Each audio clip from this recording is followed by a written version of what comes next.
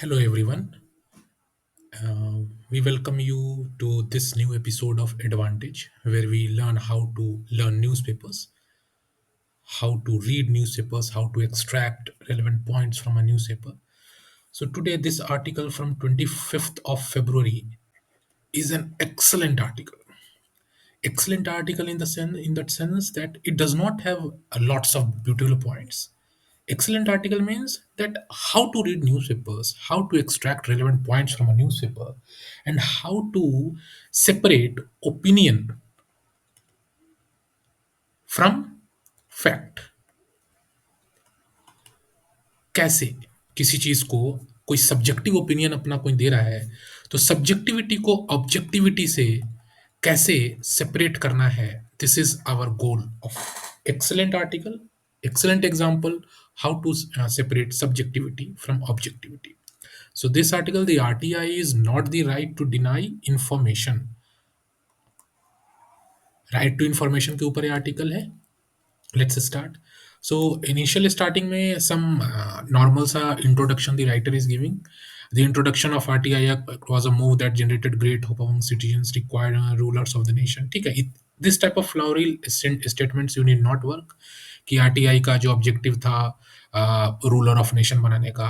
Okay, but हाँ, you can connect ruler of nation means how it was like kind of की right to information है, तो everything all the information can be given to the public. और जब public के हाथ में information रहेगी तो public will become more empowered. तो इस कॉन्टेक्स्ट में स्टेटमेंट कहा गया है, it empowered them to seek information from the government with dignity and respect. ठीक है, it looked as if the Swaraj they had codified their fundamental right of information. हाँ, this is important. Fundamental right to information जो था, जो है, उसको Codify किया गया, उसको व्यवस्थित किया गया विद दिस एक्ट. तो यहाँ पे एक अच्छा सा फैक्चुअल इन्फॉर्मेशन है, आप कह सकते हैं. आप इसको नोट डाउन कर सकते हैं. It was one of the best transparency laws in the world. ठीक है, पारदर्शिता लाने के लिए एक बहुत अच्छा लॉ है ये. It appear that it would curb corruption and arbitrariness. Curb curb का मतलब रोकेगा, रोकथाम करेगा. Corruption and arbitrariness. आर्बिट्रेरीनेस अपने मन से बेहिसाब बिना किसी रोक टोक के अगर कोई काम कर रहा है, तो वैसे बिहेवियर, वैसे एक्टिविटी को भी रोक सकता है right to information act. With citizens being the vigilance monitors.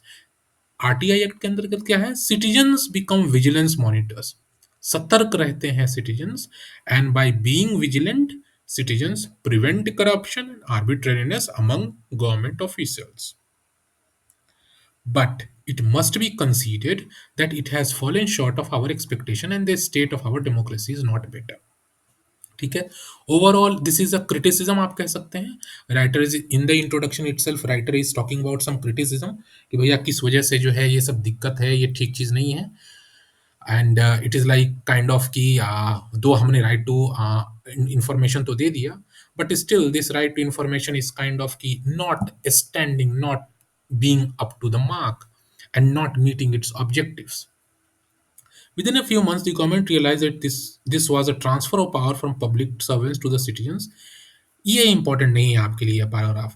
Again ये पैराग्राफ में with use by using flowery words, beautiful phrases, the writer is trying to make his opinion appear his opinion as a fact कि यही चीज है. तो transfer of power की बात की जा रही है कि सिटीजन से, पब्लिक सर्वेंट से सिटीजन्स को ट्रांसफर ऑफ पावर हो गया, और 1 साल के अंदर गवर्नमेंट उसको अमेंड कर दिया. वाइड स्प्रेड प्रोटेस्ट हुए, सब ये चीज़ें not at all important from the exam perspective. जो इम्पोर्टेंट था वो यहाँ पे, वो आप देख लीजिए. The RTI act had created information commissions. हाँ, इंपॉर्टेंट फैक्ट है यहाँ पे, आपको आरटीआई के बारे में कुछ फैक्ट्स पता होने चाहिए कि राइट टू इन्फॉर्मेशन एक्ट क्या होता है. और राइट टू इन्फॉर्मेशन एक्ट के अंतर्गत जैसे पब्लिक इन्फॉर्मेशन ऑफिशियल्स होते हैं, उसके ऊपर अपीलेट होते हैं, और उसके ऊपर जो होता है इन्फॉर्मेशन कमिश्नर्स होते हैं. ठीक है, तो ये सारी चीज़ें आपको पता होनी चाहिए. एंड एज द फाइनल, जो information commissions are the final appellate authorities to implement the law. Most of the posts of commissioner were taken up by the retired bureaucrats. After working for decades, as you know, it was difficult for them. Again, this part is kind of can be avoided. This part is a fact. Okay, this you can use in the example. This can be an issue. Issue one. That information commissioner commissions जो हैं they are mostly manned by retired bureaucrats. तो अगर retired bureaucrats ही उस पे information commissions बन गए हैं, then how can you expect that those bureaucrats will be taking any stringent action against their colleagues or ex-colleagues or their juniors, subordinates? जो बंदा पहले ब्यूरोक्रेट था, उसने अपने कार्यकाल के दौरान भी हो सकता है कुछ गलत करा हो या उसके कुछ मित्र हों, जान-पहचान के लोग हों। उस बंदे को जब आप इन्फॉर्मेशन कमिश्नर बना देंगे, तो चांसेस हैं कि अपने ग्रुप के लोगों को खिलाफ अपनी जो उसकी एक अपनी एक जो उसका कलीग्स हैं, उस ग्रुप के, उस टीम के खिलाफ हो सकता है एडवर्स डिसीजन ना ले। तो यहाँ पे एक अच्छा सा इश्यू है कि information commissions are mostly manned by retired bureaucrats. ठीक है। No attempt was made to select people with recording. ये जो है ना, no attempt was made, this is a very sweeping statement. This type of statement you must not use in the exam. ये writer simply कह रहा है कि ऐसा कोई अटेम्प्ट लिया ही नहीं गया कि ट्रांसपेरेंसी को मेंटेन किया जाए। ऐसे लोगों को नहीं लिया गया जिनका ट्रांसपेरेंसी का अच्छा रिकॉर्ड हो। इस तरीके के sweeping statements you must avoid. Many of them looked at these jobs as post-retirement sinecures. Again, this type of statements also you should look avoid. हाँ, यहाँ पे इंपॉर्टेंट वर्ड है सिनिक्यू। सिनिक्यू का मतलब होता है कि कोई ऐसा पोजीशन जहाँ करने को कुछ खास काम नहीं है, बट आपको फाइनेंशियल बेनिफिट और स्टेटस मिल रहा है। ओके। तो इस तरीके से आप इसको यूज कर सकते हैं कि रिटायर्ड ब्यूरोक्रेट्स जो हैं पोस्ट रिटायरमेंट एवेन्यू के रूप में देखते हैं इंफॉर्मेशन कमीशन की post, and it can be said that they are not able to meet the expectations. ऐसे बोल सकते हैं आप। ऑलवेज अपने आंसर्स को, अपने स्टेटमेंट्स को टोन डाउन रखिए। Clear cut sweeping statements you must avoid. While the अब यहाँ पे कुछ फैक्ट से कनेक्ट कर रहे हैं वो। अगेन ये फैक्ट का ये कोई सोर्स नहीं दे रहे राइटर साहब कि ये फैक्ट कहाँ से लिया गया। कह रहे हैं कि हाई कोर्ट के जजेस जो होते हैं on an every year nearly 2500 cases को डिस्पोज करते हैं, बट जो इंफॉर्मेशन कमिश्नर्स हैं वो उससे ज़्यादा कर सकते हैं, 5000 केसेस कर सकते हैं, पर वो नहीं कर पा रहे हैं। तो इस तरीके की चीज़ों को आप अवॉइड कर सकते हैं। नॉट एट ऑल इम्पॉर्टेंट कि कौन कितने केसेस डिस्पोज कर सकते हैं। इसको सिंपल टर्म्स में आप ऐसे बता सकते हैं कि the speed of disposal of cases is quite low, is low at IC information commission level. ऐसे बोल सकते हैं आप कि जो यहाँ पे जैसे बता रहे हैं कि while the law mandated 30 days का, ये बहुत अच्छा इंपॉर्टेंट फैक्ट है, आपको पता होना चाहिए कि अगर आरटीआई के अंदर आपने कोई एप्लीकेशन डाली, कि आपने सपोज करो आपने किसी गवर्नमेंट डिपार्टमेंट को या किसी पब्लिक सेक्टर यूनिट को कहीं भी आपने कुछ इन्फॉर्मेशन डाली कि मुझे ये पर्टिकुलर इन्फॉर्मेशन चाहिए कि जो एक टेंडर निकला था, जो सड़क बनी थी, सड़क में कितने रुपए खर्च हुए थे, फॉर एग्जाम्पल एक सड़क बनी उसमें कितने रुपए खर्च हुए, ये जानने के लिए आपने पब्लिक वर्क्स डिपार्टमेंट को एक आरटीआई डाला। तो आप डालेंगे पीआईओ को, लोवेस्ट लेवल। जब आप डालते हैं तो यहाँ पे 30 डेज का टाइम होता है। 30 डेज के अंदर the PIO should revert back to your application. ठीक है। यहाँ से अगर एप्लीकेशन, अगर आपको संतोषजनक उत्तर नहीं मिला, then you reach at the first appellate level. यहाँ पे भी 30 डेज का टाइम होता है। यहाँ पे इट इज सेइंग कि to be provided the same period for the first appellate authorities, but it did not specify any time limit for the commissioners. अगर अपीलेट अथॉरिटी भी 30 डेज में है, इन्होंने भी अगर आपको संतोषजनक जवाब नहीं दिया, then you can reach up to information commissions level, and the RTI Act does not specify any time limit for them. Did not specify। अब ये बहुत अच्छा फैक्ट है यहाँ पे आपके एग्जाम पर्सपेक्टिव से, तो इनको आपको समझना है। ऊपर की चीजें काम की नहीं थी, यहाँ पे काम की चीज थी। पूरे पैराग्राफ में ओपिनियन भरा हुआ है, बट बीच में एक बड़ा अच्छा सा फैक्ट दिया हुआ है। तो this way you should be able to identify क्या आपके काम की चीज है, क्या आपके फालतू की चीज है। Many commissions began to have pendency over a year, the right to information being converted right to history, many organization।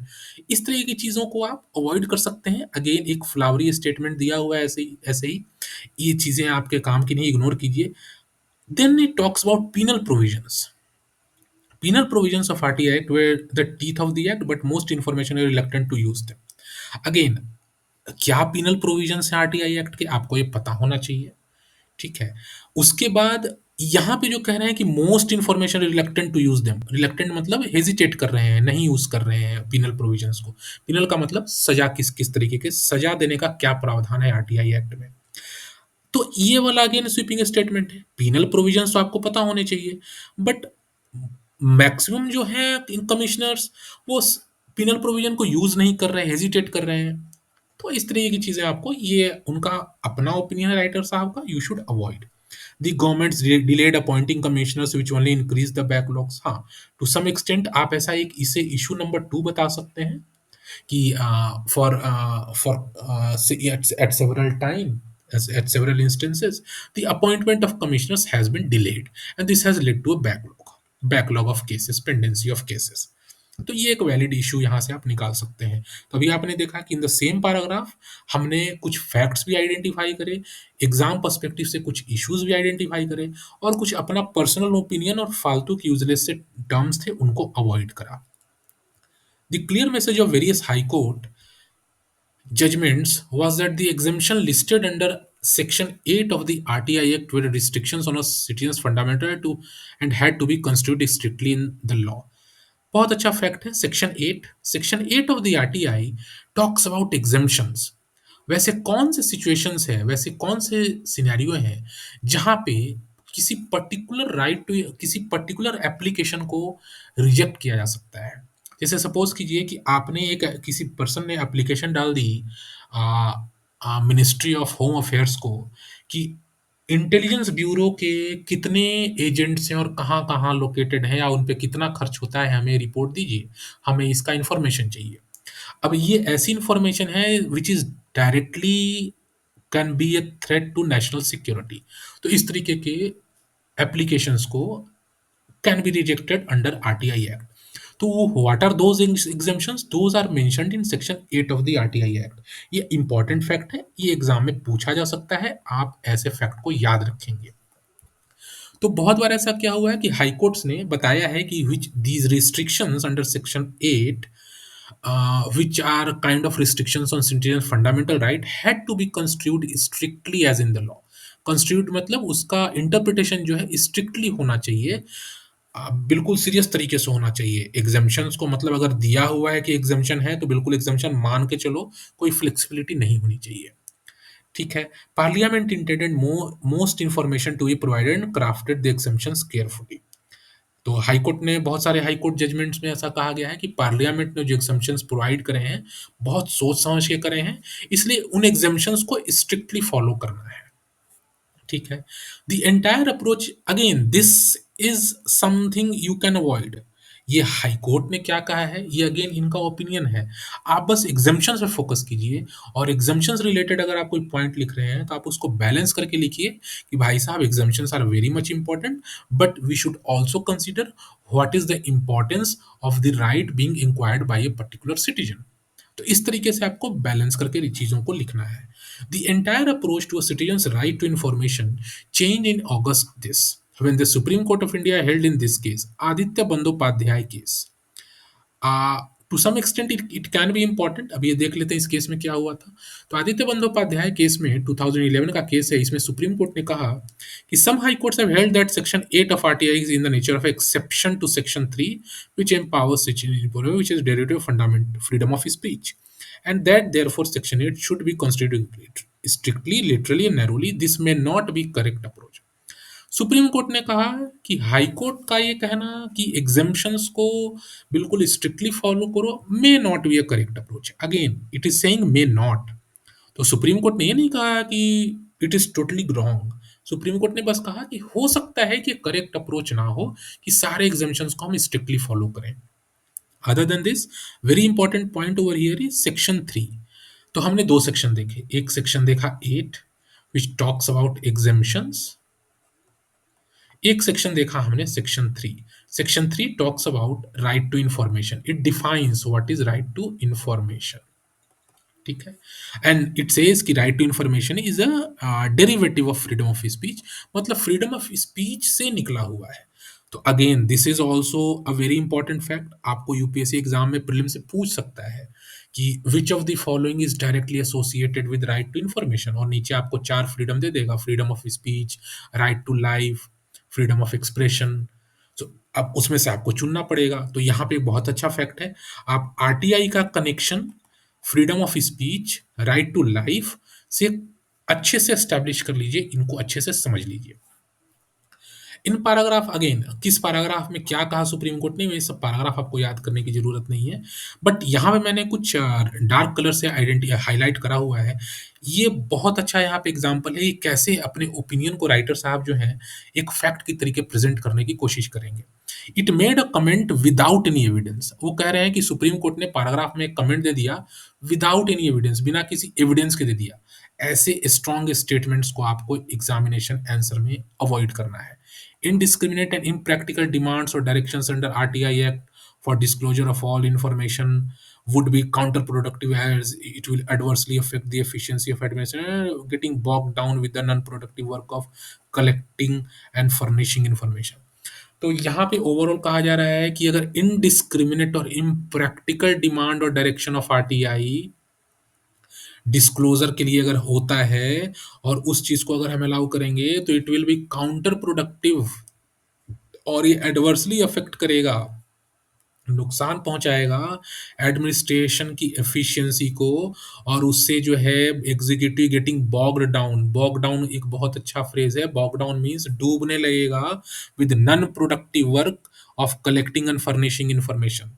Overall crux इसका कुछ ऐसा है, जो ऐसा सुप्रीम कोर्ट ने कहा कि अगर हर तरीके के एप्लीकेशंस, आरटीआई एप्लीकेशंस को हम सीरियसली लेने लगेंगे और अगर पूरा एडमिनिस्ट्रेशन जवाब ही देने बिजी हो जाएगा, तो administration will not be having enough time to do some productive work.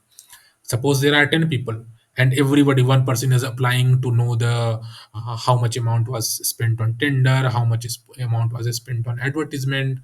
सबको जिसके हिसाब से जो मन करा, आजकल फैंसी हो गया है आरटीआई अप्लाई करना, तो लोग आरटीआई अप्लाई करना शुरू कर दिया। तो it will increase the burden of the government officials and it will obviously be very counter productive. ठीक है, तो ये एक अच्छा सा टर्म, अच्छा सा एक अच्छी सी बात यहाँ पे कही है। सुप्रीम कोर्ट का ऑब्जर्वेशन है तो ऑब्वियस सी बात है, इसको आप कोट कर सकते हैं, पर इसको छोटे से और सिंपल तरीके से कोट करना है। That unnecessary applications under frivolous applications under RTI Act leads to you can say कि non productive, counter productive and leads to less effective work of government machinery। इस तरीके से आप इन चीजों को बता सकते हैं। The act should not be allowed to be misused or abused, ठीक है, to become a tool to obstruct the national development and integration or to destroy the peace, tranquility and harmony among its citizens। बहुत अच्छा point का है, supreme court का observation है कि RTI act को आप मिसयूज और अब्यूज नहीं कर सकते। ठीक है, आप सिर्फ उसको मिसयूज अब्यूज नहीं कर सकते to obstruct the national development and integration.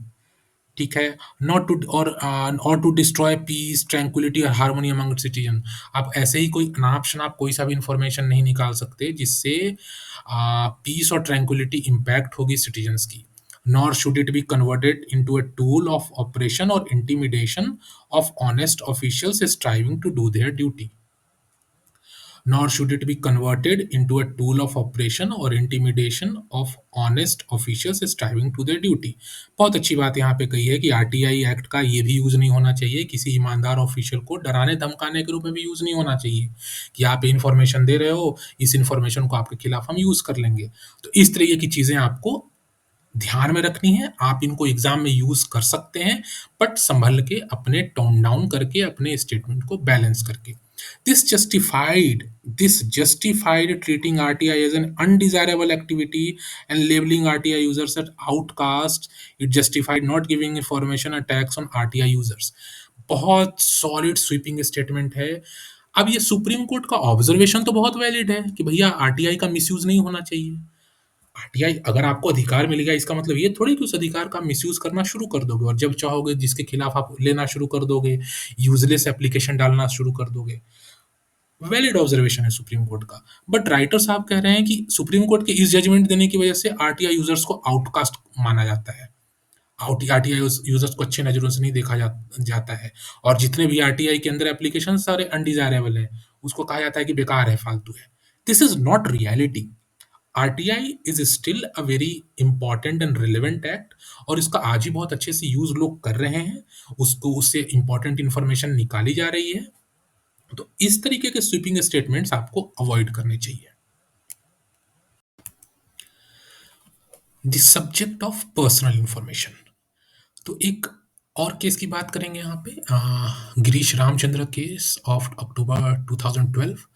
The blow came, second major blow came, blow का मतलब एक और चोट पहुंचाई गई आरटीआई एक्ट पे सुप्रीम कोर्ट के द्वारा। क्या चोट पहुंचाई गई?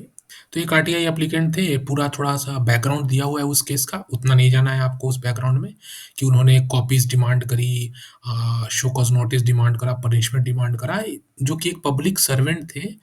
कोई उन पब्लिक सर्वेंट को जो जो शो कॉज नोटिस हुआ था उनके खिलाफ, जो अगर कुछ वैसी पनिशमेंट टाइप की कोई कार्रवाई हुई थी, तो उनका रिकॉर्ड मांगा गया, और ऑल्सो उनसे मांगा गया उनकी प्रॉपर्टी का डिटेल, और उन्होंने कहाँ से कितने पैसे लिए हुए हैं, और ये चीज़ों का डिटेल मांगा गया एक आरटीआई एप्लीकेशन के through.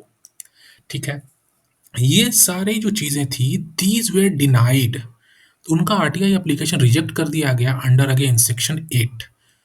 Under Section 8, his RTI application was rejected and these information were denied to him. Who? Dr. Mr. Girish Ramchandra Deshpande. So this section exempts information which relates to personal information disclosure. तो ये जो section 8 का sub clause 1 sub clause जे जो है, this exempts disclosure of personal information which has no relationship to any public activity or interest. तो अभी हमने जो ऊपर डिस्कस करा सेक्शन 8 के एग्जाम्पशंस के बारे में, तो this is one of the exemption. तो आपको सेक्शन 8 के एग्जाम्पशंस, मेजर एग्जाम्पशंस अगर पता हो तो बहुत अच्छी बात है, चांसेस है इससे क्वेश्चन कहीं फ्रेम हो जाए। यूपीएससी आपको 4 स्टेटमेंट दे दे और कह दे कि इनमें से कौन से जो है which are exemptions under section 8 of RTI act, और सिंपली इनमें से कौन से हैं which are exempted under RTI act. तो उसमें से एक एग्जाम्पशन ये है कि पर्सनल इन्फॉर्मेशन को, वैसा personal information which has no relationship to any public activity, those personal information are exempted, that can not be disclosed under RTI act. ठीक है, and this is unwarranted invasion of the privacy of individual unless the central public information officer is satisfied. Unless and until central public information officer is satisfied that in larger public interest में वैसे information को disclose करना जरूरी है, जब तक ऐसा नहीं होता है तब तक वैसे पर्सनल इंफॉर्मेशन को डिस्क्लोज करने से मना किया जा सकता है। ठीक है, अगेन इट इज सेइंग कि provided that the information which can not be denied to the parliament और ऐसे shall not be denied to any person. ऐसा इंफॉर्मेशन जो पार्लियामेंट को डिनाई नहीं किया जा सकता, तो वैसा ही किसी व्यक्ति को भी डिनाई नहीं किया जा सकता। तो इन तरीके के जो फ्लावरी स्टेटमेंट्स है ना, इनको अवॉइड कीजिए, जरूरत नहीं है इन सब चीज़ों की। सिंपल सा आपको पता होना चाहिए कि private information, personal information which is not directly associated with the overall work or overall professional work or official work, that can be denied under RTI Act. Simple सा आपको पता होना चाहिए। A simple reading shows, again it is saying a simple reading, तो in writer साहब के हिसाब से ऐसा लगता है, अकॉर्डिंग टू द राइटर साहब, कि ये सिंपल रीडिंग है उस एक्ट का। ठीक है, क्या सिंपल रीडिंग है, वो राइटर साहब अपना कुछ ओपिनियन देने वाले हैं यहाँ पे। Personal can be denied if it has apparently no relationship to any public reason, or the disclosure of said information would cause unwarranted invasion of the privacy of individual. ठीक है, वही बात हमने भी देखी कि डिनाई किया जा सकता है अगर उसका पब्लिक एक्टिविटी और इंटरेस्ट से उस पर्सनल इन्फॉर्मेशन का कोई लेना देना ना हो, तो ऐसी चीज़ों को हम डिनाई कर सकते हैं। वैलिड पॉइंट आपको पता होना चाहिए। The court did not rule on whether the information was an outcome of a public activity or of its disclosure would amount to an unwarranted invasion of privacy. अब यहाँ पे राइटर साहब का कहना है कि कोर्ट ने ये तो कह दिया कि जो पर्सनल इंफॉर्मेशन है उसको डिनाई किया जा सकता है, पर कोर्ट ने ये कनेक्शन एस्टेब्लिश नहीं करा कि जो पर्सनल इंफॉर्मेशन है, that personal information can B an outcome of the public activity. Suppose कीजिए कि बंदा ड्यूटी पे है, कोई ऑफिशियल ड्यूटी पे है, सपोज कीजिए कि एक कलेक्टर ही मान लीजिए, किसी जिले का कलेक्टर है और अपनी ऑफिशियल कैपेसिटी में उसने बहुत सारे लोगों को सड़क बनाने का और घर बनाने का ठेका दिया हो, नाली बनाने का ठेका दिया हो, और पता चले कि हर ठेके के बदले उसने अब कुछ रिश्वत ली हो।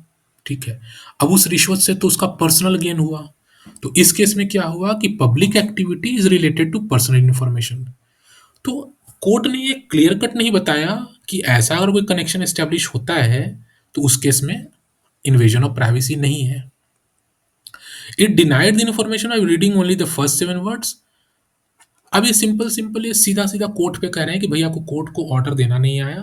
शुरू के 7 वर्ड्स कोर्ट ने पढ़ लिए प्रोविजन के सेक्शन 8 के, और उसके बेसिस पे उस इन्फॉर्मेशन को डिनाई कर दिया कि पर्सनल इन्फॉर्मेशन डिस्क्लोज नहीं कर सकते. तो this is the opinion of the writer. आपको इन चीज़ों को अवॉइड करना है. इस वाले पॉइंट को आप अच्छे से कनेक्ट कर सकते हैं कि there can be instances when personal information could be an outcome of the public activity, so there needs to be proper mechanism to balance the right to privacy and right to information. ऐसे करके इस point को आप balance करके लिख सकते हैं. Most information can be linked to some person, realizing that it may be difficult for public information constitutes privacy. इन चीज़ों की इंपॉर्टेंट नहीं है, ठीक है. ये पार्लियामेंट को जो दिया जा सकता है वो किसी पर्सन को भी हो सकता है. इन चीज़ों को अवॉइड कीजिए, not at all important. This can only have one meaning, that anyone claiming that information would be denied to the citizen would make a subjective assessment. ये टोटली ये इनका पर्सनल ओपिनियन है. ऐसी चीज़ों को आप अवॉइड कीजिए. जो काम की बात थी मैंने आपको यहाँ बता दिया. How to balance public information, how to balance right to privacy with right to information by ensuring that the personal information, personal details are not an outcome or not related to public activity or official duty. आगे बढ़ते हैं. It is well settled that literal interpretation should be given to a statute if the same does not lead to absurdity. Flowery statement है, avoid कीजिए. Again एक random सा एक court judgement वो insert कर रहे हैं. द कोर्ट हैज स्टेटेड 37, उस जजमेंट के 37 पारा में क्या दिया हुआ है. तो ऐसे फैक्ट्स आप अवॉइड कीजिए कि 37 पारा नंबर वगैरह सब याद नहीं करना है आपको. ओवरऑल जितने भी सुप्रीम कोर्ट के जजमेंट्स हैं उसका ओवरऑल क्रक्स आप पकड़ के रखिए कि ओवरऑल क्रक्स क्या है, सुप्रीम कोर्ट कह क्या रहा है. The courts jurisdiction to interpret a statute can be invoked when the same is ambiguous. Courts jurisdiction to interpret a statute can be invoked when the same is ambiguous. Ambiguous का मतलब lack of clarity, ठीक है, clear cut चीजें नहीं कही गई. It can not rewrite और recast legislation. It is also necessary to determine that there exists a presumption that the legislature had not any superfluous words. ठीक है. It is well settled that the real intention of the legislature must be gathered from the language used. तो एक third case का, एक totally unrelated case का, Naseeruddin and Sitaram Agarwal case का यहाँ पे रेफरेंस दिया जा रहा है, और उस रेफरेंस के बेसिस पे राइटर साहब अपने पॉइंट को प्रूव करने की कोशिश कर रहे हैं. This point is not at all relevant. आप ऐसी पॉइंट्स को अवॉइड कीजिए, कोर चीजों को पकड़िए. Deshpande amends the RTI act and has been used as a precedent in 6 subsequent. ठीक है. अब यहाँ पे बता रहे हैं कि आरटीआई जो है राइट टू डिनाई इन्फॉर्मेशन में कन्वर्ट हो गया है, and digital personal data act takes a cue from this and amends RTI act itself. Again this is full of information. ये क्लियर कट जो है बहुत ही तगड़ा स्वीपिंग स्टेटमेंट है कि right to information has become right to deny information. Possible है कि ऐसे करके आपको यूपीएससी क्वेश्चन पूछ दे, do you agree with the assumption that the right to information is no longer effective and it has become a right to deny information. Justify. हो सकता है यूपीएससी आपका ऐसा स्टेटमेंट दे दे, पर उस स्टेटमेंट का, उस क्वेश्चन का आंसर देने के लिए ये पैराग्राफ टोटली अनरिलेवेंट है. उस आंसर का अगर आपको आरटीआई और आरडीआई, अगर आपको आरटीआई आरडीआई वर्सेस आरटीआई, अगर इन दोनों को बैलेंस करने के ऊपर अगर यूपीएससी क्वेश्चन पूछ भी देता है तो आपको बैलेंस करने आना चाहिए. आपको आरटीआई के प्रोज एंड कॉन्स बताने पड़ेंगे, क्या पॉजिटिव है क्या निगेटिव है, और तब आपको बताना पड़ेगा कि इसके जो निगेटिव्स हैं उनको रिजॉल्व करके आरटीआई को इफेक्टिवली इंप्लीमेंट किया जाना चाहिए. A call to citizens. To ensure that RTI fulfills its original promise, we should go by the original act and not allow any distortions. किसी तरह के changes नहीं होने चाहिए एक्ट में. Again, this is his personal opinion. Distortions तो होने नहीं चाहिए, but any act should be like evolving. Her act, कोई भी एक्ट rigid नहीं होना चाहिए. It should be flexible. Citizens and the media must take up the responsibility to discuss and defend it. Otherwise, we will have a dilution of our fundamental right under. Okay, this is a, you can say कि एक अच्छा सा fact दिया गया है right to information related. Right to information और article 19(1)(a जो है इसको कनेक्ट किया गया है।